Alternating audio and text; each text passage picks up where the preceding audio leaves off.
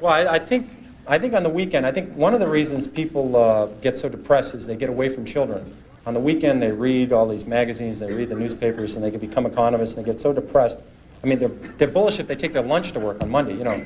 And I think you need to rent a 12-year-old on the weekend, just to, because they don't know about the problem of the ozone layer disappearing and all the problems of, you know, all these terrible things that we think about all the time, you get so depressed about, and how second basemen and shortstops that are getting paid $4 million and they can't throw it to first base on a bounce, you know.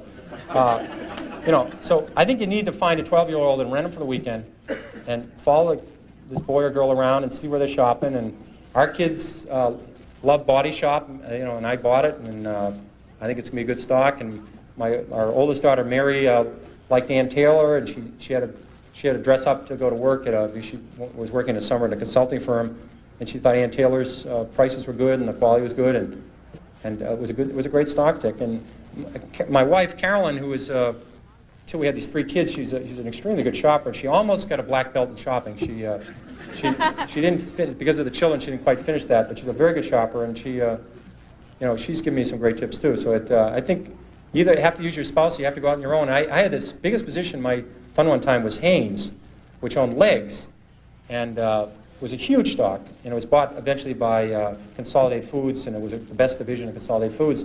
But it's my biggest position, and they had a monopoly on this Legs, and Legs is a really big hit. And I knew somebody would come along with a new product, and it was Kaiser Roth introduced No Nonsense.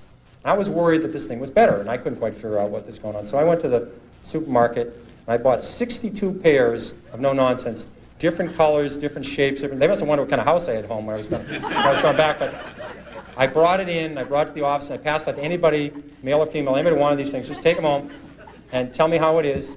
And they came back in about 3 weeks, and they said it's not as good. And that's what research is.